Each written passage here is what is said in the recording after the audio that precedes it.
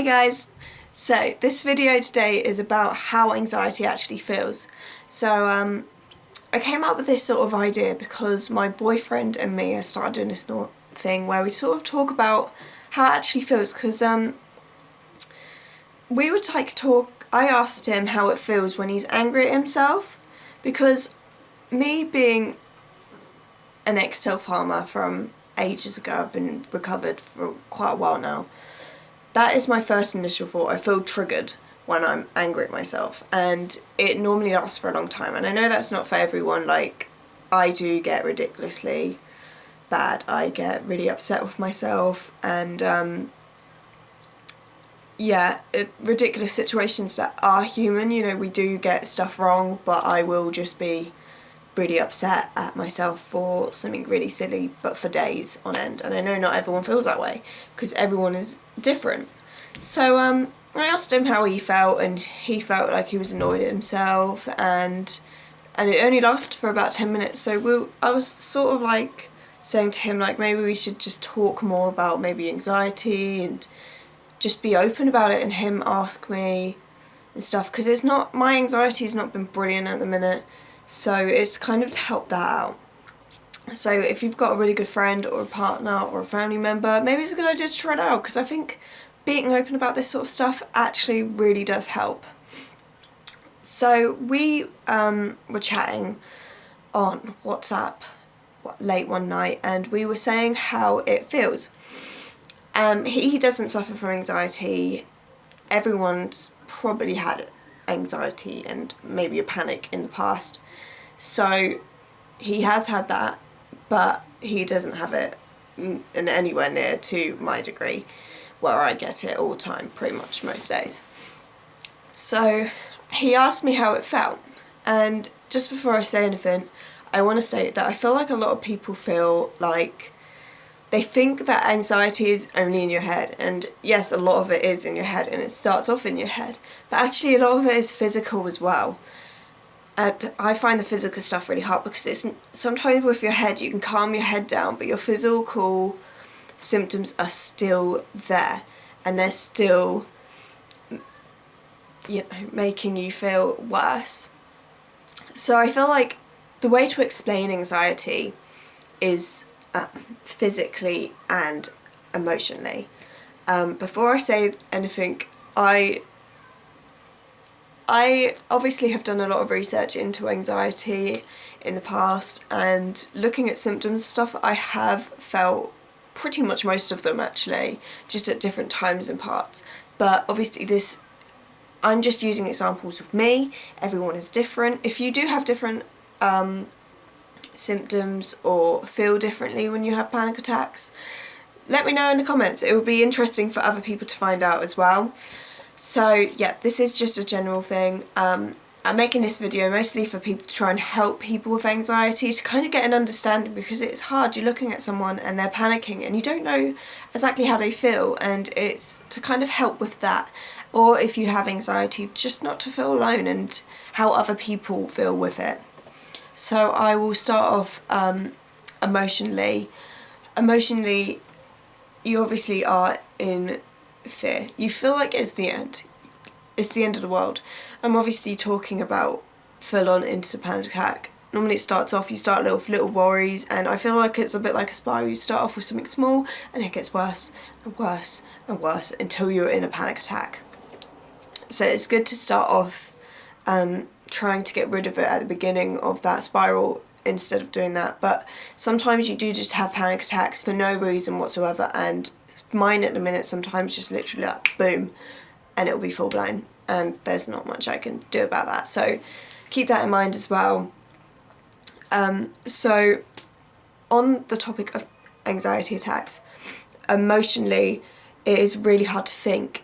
It feels like everything around you has gone into a massive blur. You are focused on one thing and you are just panicking. Your mind is going really, really fast. You can't stop thinking, and everything's going just really fast. You just feel alone. You feel like something is taking over basically your anxiety. The way I feel like is it triggers my self-harm issue as well, and I feel like a lot of people have this too. They get this sort of reaction, but I feel like ripping myself out of my body, if that's weird, like I'm physically like, oh god, I need to get out, I need to escape. You feel like you need to escape, and in some ways sometimes I feel like I need to escape from me, and if you don't understand how it feels, I'm pretty sure some people will be watching and be like, yes, I feel that.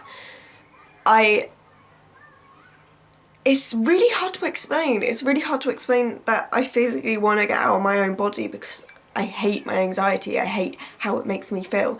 So I literally go like this. I'm like, oh, I just want to get out.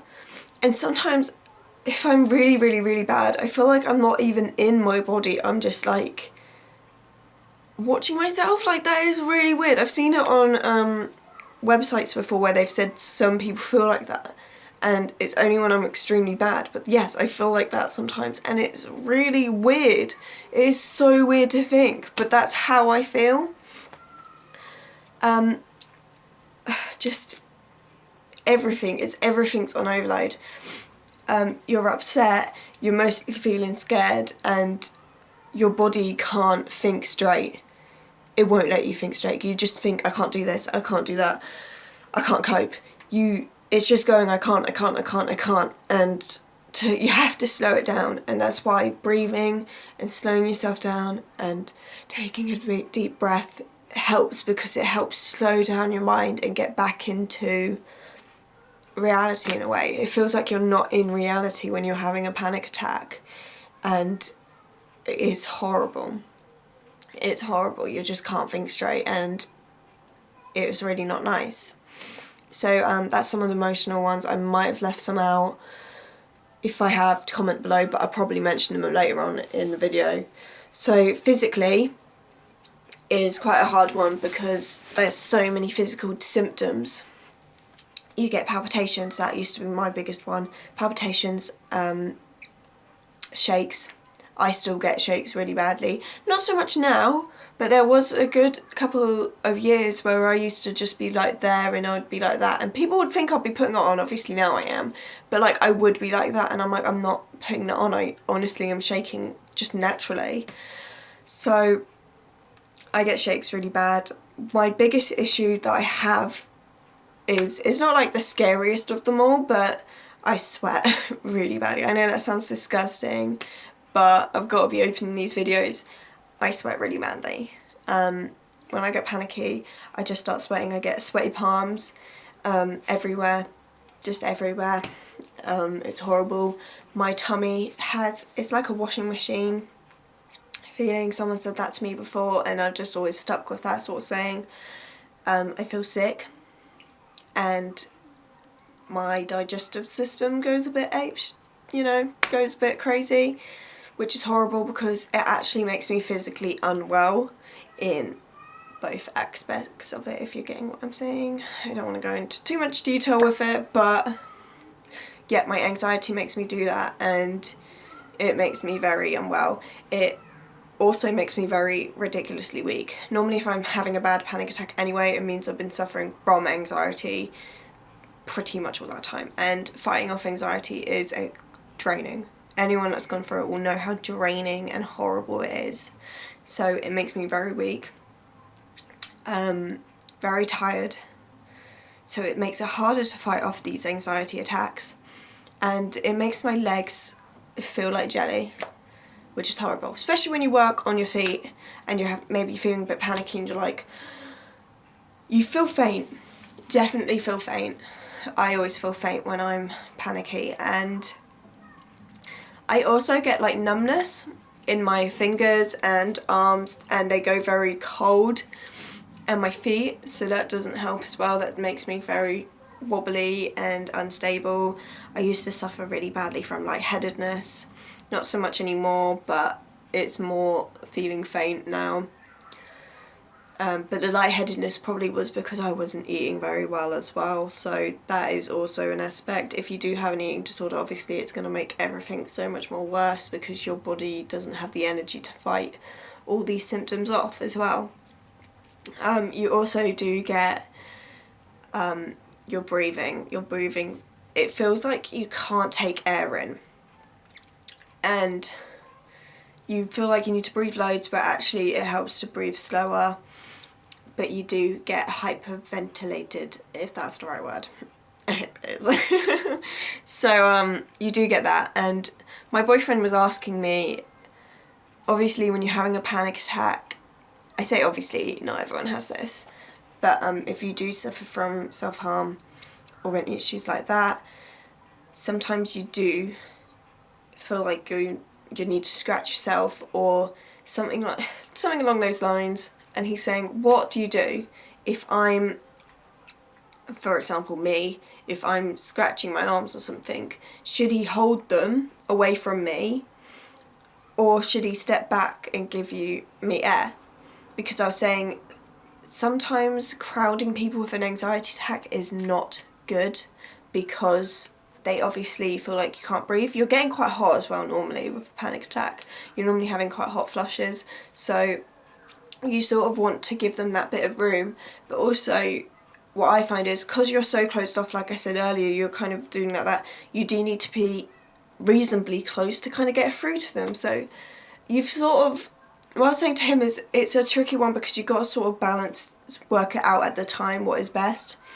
I was saying to him, above all, people shouldn't harm themselves, so looking after that person and making sure they're not doing anything bad to themselves obviously is best. But I said sometimes I just need a hug. And he said sometimes when I hold his hand, I like shove it away and I push him away because I feel like I need space and I need air, because it physically feels like everything's closing in on you. And if you're a partner or a friend or a family relative or someone with anxiety, I just want to say they will snap at you. They will be like, oh, get away. And they will be maybe yell at you or not say please and thank you. That's because in your mind there's so much going on that you just don't think. And it's not them being rude, it's just them it's the panic. It's solely the panic. So if they snap at you, don't get annoyed. It is solely the panic, and getting annoyed will not help them anyway. So just let them calm down, and 9 times out of 10 they will apologise afterwards. I know I'm always really apologetic to people afterwards. So yeah, just helping people calm down. And I think, yeah, judging if someone needs that bit of air or if they need you close, it's just who they sort of are. You need to judge that yourself. But people do need air when they have anxiety attacks, but also you do need to make sure they're all right. And obviously, when I say air, don't walk away and leave them alone, because it's not safe for that person to be on their own when they're in a panic attack. It's scary enough. Me and my boyfriend were also saying how I said that whenever he's upset or anything, I always say calming things to him in a calming, like, quiet voice. I'm always like, it's gonna be okay, don't worry. Just trying to slow things down and get calming, positive things into his head instead of that. But he said actually when he's panicking or upset, he goes quite quiet to think things through. So obviously I never really thought of that before, but actually a lot of people, obviously, like I've said before, everyone's different with their panic attacks.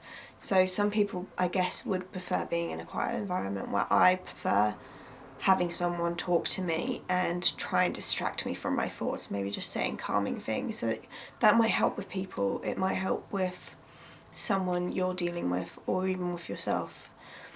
When I'm going back to the thoughts, I was saying to him that you have these thoughts in your head and they're like screaming at you to like run away, to do bad things. I don't know. It's hard to explain, but that is what the panic is like. It is like someone is literally, it's just like a horrible demon inside you. It's a really horrible thing to go through. And if you don't have it, then you're extremely lucky. And if you're watching this to help someone out, then you're the nicest person in the world, because I think it's always nice to help people out and do research and help look after them, and I think that is an amazing thing to do. So if you're watching this to like help people out, then you are an amazing person, and well done to you, brownie points to you. And if you do have anxiety, then I'm so sorry. It's a horrible thing to go through, but I hope this helped you guys in whatever way. I hope it makes you understand how it feels for me, and if you get any other symptoms or have any other feelings, then let me know in the comments. It's always nice to help people out, and if you just generally want to chit chat, then just let me know how you're doing down there. If you're not already, then hit that subscribe button and that like. It will really help me out. It will let me know if you like these videos or not. And yep, just to keep up and dated if you want to see any more videos. All my links are down below. I'm mostly on Facebook and Instagram, but I'm trying to get back into Twitter again. And yes, I hope you're all doing well, and I hope this video helped out. I love you.